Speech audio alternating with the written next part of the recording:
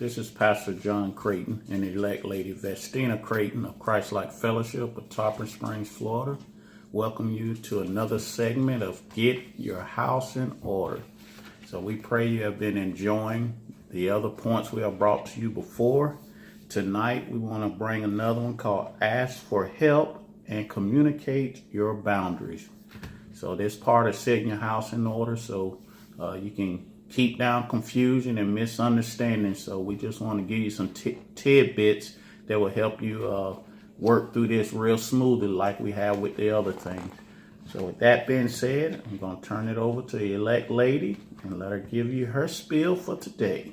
Thank you. And one of the things that we wanted to make sure that if you're just joining us, welcome. And if you have joined us, thank you. And just wanted to kind of just throw this out here that we've actually developed this strategy guide, what we're calling it, getting your house in order. Because as a couple, oftentimes people don't talk about certain things. And these are some of the things that kind of will stretch you. And what we're hoping to do is just drop some nuggets for you to just start the conversation. Hopefully at the end, incite some type of behavior change or to encourage you to spring into action, to get some things written down to help, you thrive as a couple. And some of these practical things, everyday things that couples deal with that oftentimes, and I'm pretty sure there are a lot of books out there about these types of things. But what we wanted to do is just really kind of just hit some of those high points, that things that we've experienced, have experienced. Is that right? That we're experiencing, have experienced, and we've seen other folks experience. So we tried to capture that in this little 6x6 guide here, which you can actually pick up at our website, and you can see that across the screen here. It's just like a little pocket guide, or you can actually download it as an ebook. And so I think this is number 3. The first one that we did was In Health, Get Prepared, where we basically just talked about while you're in good shape, go ahead and get some things in place. Because Lord forbid something happens to you or your spouse, you want to make sure you have some good information available to help, your spouse, or help you in that situation to better help your spouse if in time of crisis. And we actually have a video about that. So just go back and look for the one In Health, Get Prepared. And then the second one was establishing a support system at work. Because if one of you or both of you are still working and if something happens, and you need to talk to someone on your spouse's job, you need to know where to go, who to talk to, how to quickly get information. So you need to make sure you establish a support system at work. And like I said, we actually have a video. Go back and check that out. And so today we're going to jump into number 3, where we say ask for help and communicate your boundaries. And this one here specifically talks about, in your home, your family, or whatever. This goes to addressing the support system you have within your family unit. And so sometimes, and it gets kind of strange when your family wants to help, bottom line. And if you're one of those folks, consider yourself fortunate that you have family that want to help, because there are a lot of people in a situation where they don't have family to call on. So if you're in that situation, consider yourself blessed. Sometimes, I'll just put it like this. When you have a bunch of women in your family, y'all know women, we special. We're a little different. We're emotional. We high strong, and not saying everyone has. So, nobody get upset about it. But oftentimes, it's challenging to, when you have a lot of women, because we have our personalities, we have our different ways of approaching things. And when you have a lot of women in the family, somebody wants to be in control. Okay. I want to do it my way. You do it your way, whatever. But when it comes with you and your spouse, you guys need to decide how you're going to handle things. And outside of our family, like I have a family, Pastor Hubby has a family, and we live in an area where it's just my husband's family, my family does not necessarily live here. So, when things happen to him or whatever, it's not just about me. And I'm so fortunate because he has a huge support system, and it's primarily women. And so we have our different ways of approaching things. And so we have to make sure we're all on the same page, or as best that we can. So when things happen, we know how to walk lock and step. So we're not crossing certain boundaries. So that's pretty much the basis of this particular area, because it can get a little dicey sometimes. And so you want to jump in? Well, like you say, but it's okay to ask for help from your family. But like you say, you got to know boundaries. However, it said be thoughtful, clear, and honest about what help you need based on what they are able to provide. Sometimes we put too much expectation on people, without thinking, expecting them to do certain things, and they're just not able to do it. And then we find ourselves upset when they don't produce in a time of crisis. But they might not necessarily say they could do that. You just assume. That's right. So, you got to get a clear understanding that if something arises, you need to know who you can count on. And the truth, everybody knowing their family, who they can go to and count on for certain things. And certain people, don't even bother with them. So, so don't set yourself up. yeah, for certain things. Yeah, don't set yourself up for failure. And then you're upset with them about something they never said they could or would provide. You just assume. So communication is key. And that's what our next point is. Say, communicate with your family so that they will understand your approach as a couple. This will alleviate some of the hurt feelings and misunderstandings. And it happens all the time. All the time. Unknowingly. Yeah. And a lot of it's not intentional, like I say, but when you're in the heat of the moment, people want to get things done and things be said and done in a haste. But if you got understanding before that situation arrives, when it happens, feelings won't be so easy to hurt because they understand the situation and the process in which you want to get things done. Absolutely. So communication is necessary with anything to be successful. So make sure y'all got a clear line of communication, especially not with 10 people. If you got one, two at the most. Absolutely. If you're in the midst of the crisis of your spouse, you need to communicate that and let that person, the other two, communicate to the family. And that's best how to get things out without 20 people coming to you and you trying to repeat the same thing. Absolutely. Because here's the thing, is like when you're in the midst of a crisis or an incident, your main focus should be getting your spouse the attention they need, because we both have dealt with, if someone needs to go to the hospital, they're in the middle of a crisis or whatever, your primary focus is to get that person what they need. And then you guys know, if you've dealt with medical personnel in the hospital situation, it is nuts. I mean, it is crazy. The things that, it's in terms of the paperwork, it's so many things that's going on. You're dealing with, and I'm the type of person that when an actual crisis happens, I go into mechanical mode. I typically don't go to an emotional place. I go to what needs to be done. Where do I need to get, where do I need to take them? Do we have the insurance card? I automatically go to the business side of things. But then you have some people that all of a sudden now they just a basket case. Oh Lord, what we gonna do? And at that time you don't need that. You need to get things done, and you don't need all the there's time for that at a later point. But when you're in the midst of crisis, you need to say, okay, who's on first? We need to execute.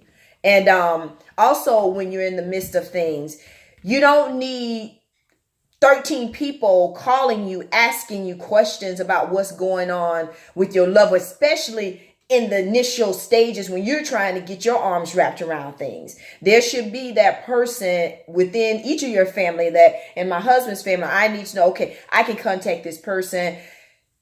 This is what's going on, kind of giving them the updates. This is what happened, and let them communicate to the rest of the family while you go and handle the business. And then you have that understanding that once I'm at a certain place, I will call you and give you updates and let you know who's on first.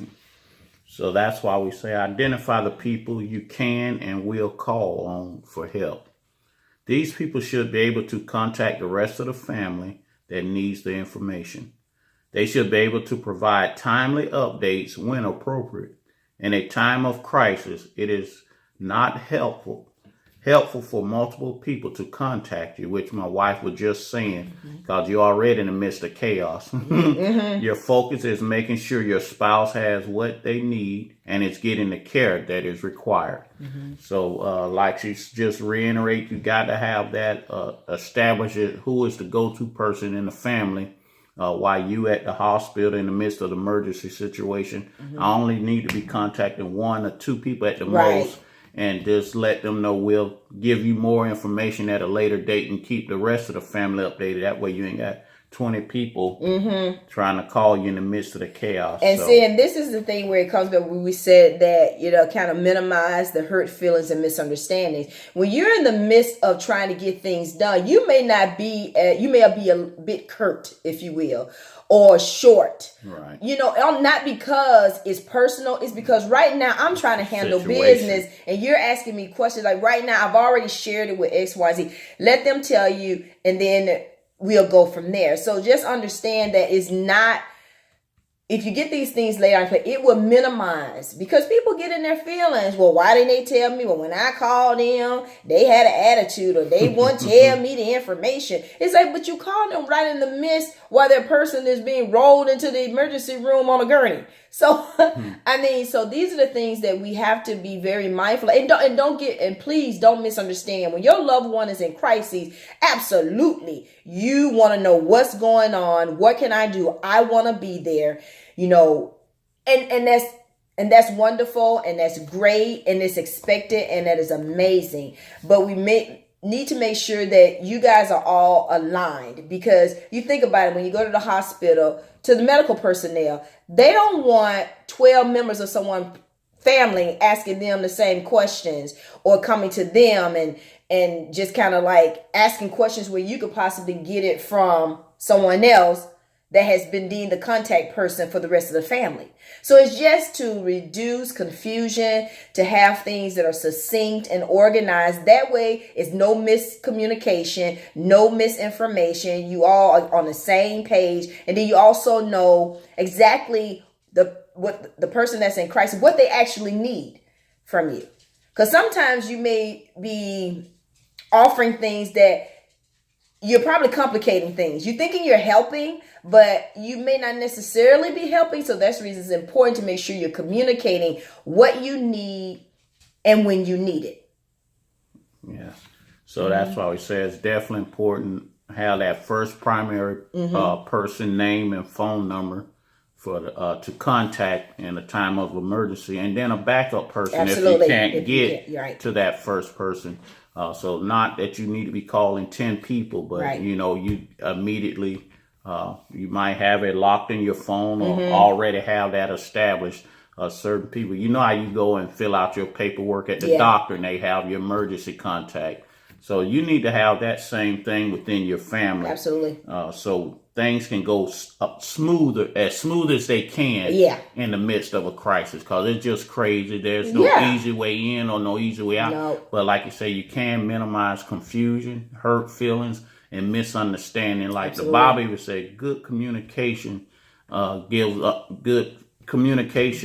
understanding. So if you're talking, and communicating, and I'll let you know when, and that person go back to the family and say, this is what's going on, but we don't know anything. So like I say, there's stuff that we have seen and lived through and living through right now. Right. As one person is in charge, the doctor called them and they feed the information to the doctors are busy too. Like you say, they don't need 20 family members coming up to the nurse's station.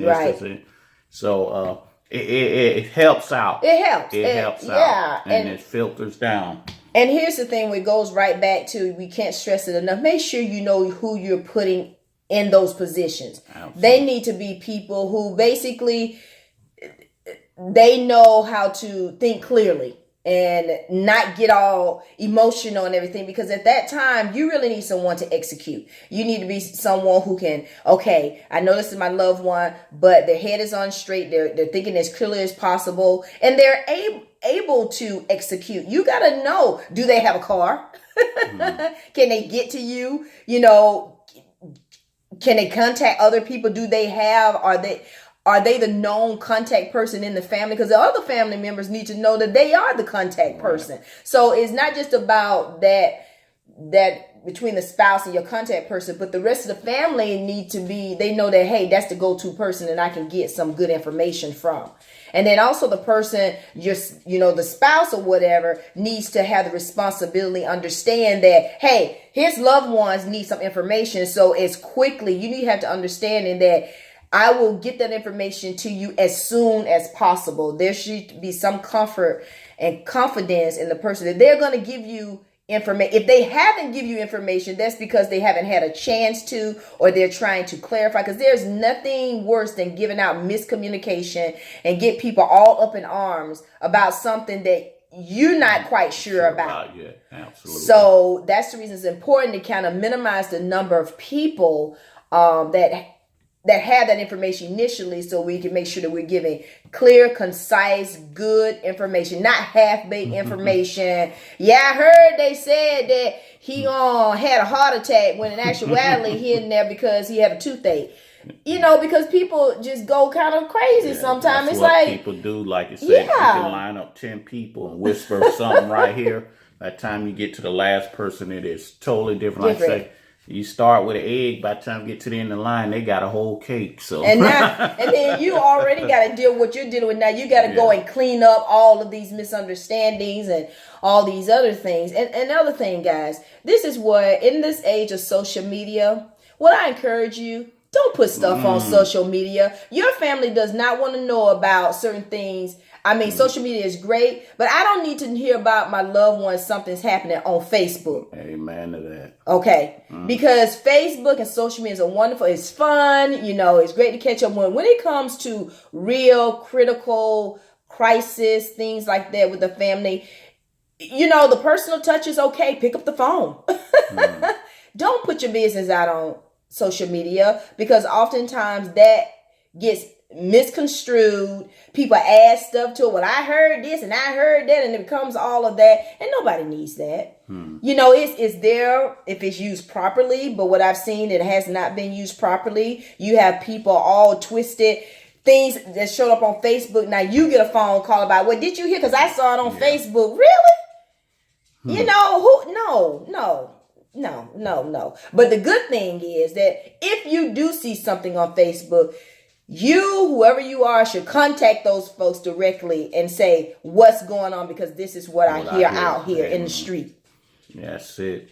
So. And the street spread stuff. Yes, the streets are busy. And they add to it. But you want good information, good, correct information from the right people. And then once you get that information, don't go put it in Facebook or social media. You know, that's not the place to put certain details. You know, if you want to say everything's okay or whatever, that's fine. But yeah, just be mindful now, because we got folks that use social media. I think we're overexposed. Amen. That's just my opinion.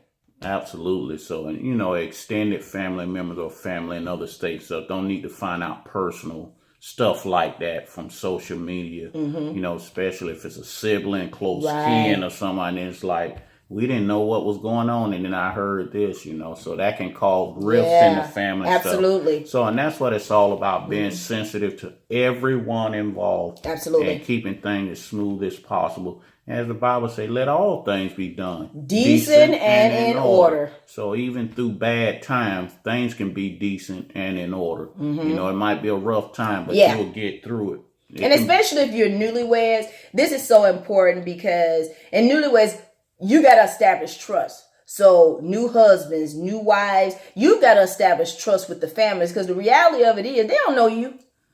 They don't know how you operate, and they may have had bad experiences. Maybe you have been married to someone else before, and they experienced something that wasn't very positive with their the other like spouse or whatever. So now you come into a situation where they're kind of looking at you side eye like, that last person did X, Y, and Z. We're not quite sure about you.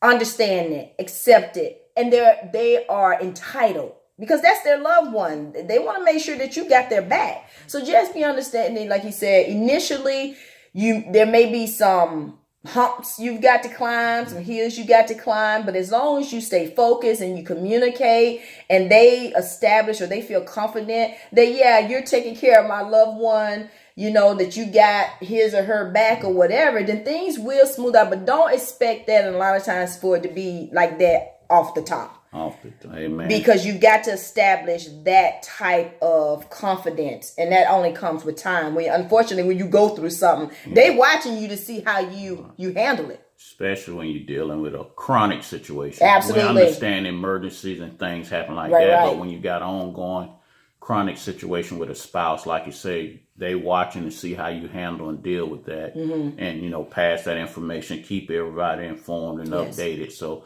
like you said, that's building that bridge of trust, and that's with everybody. So, and that's what everybody just understand. Just as a family, we just want to know, and if we can help, we can. So, that's like you say, a good business. Anything cannot run without good communication. Absolutely. Communication is the bridge to success. So we just pray that we have given you something to think about, food for thought, things we have taken for granted, overlooked, or not understood. I'm sure everybody has been on both sides of that coin. Right. And, feeling whatever. But, having an understanding, like you say, we understand things can get emotional. But there's a business that needs to be taken care of. So that's why understanding who you're working with, knowing who you can go to that's not going to fall apart. In the time of crisis. So, everybody can get through the situation as smoothly as possible. Right.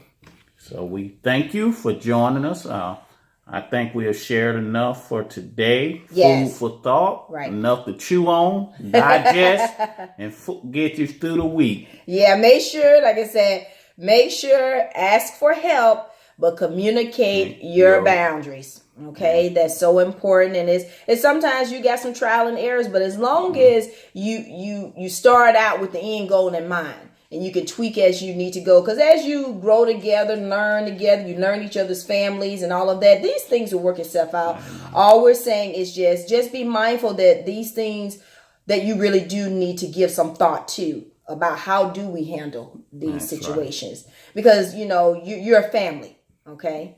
And sometimes family don't get along, and family don't approach things. They want the same outcome, but their approach might be a little different.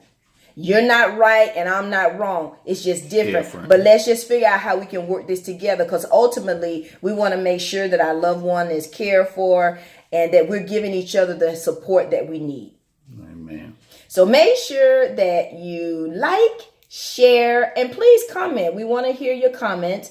And also, if you got tidbits on things that you've done as a couple, or you got questions about these practical things that come up that, you don't really think about as a couple, but that's really part of making you a couple, let us know in the comment section in this video. And also, please consider subscribing to this channel. So until next time,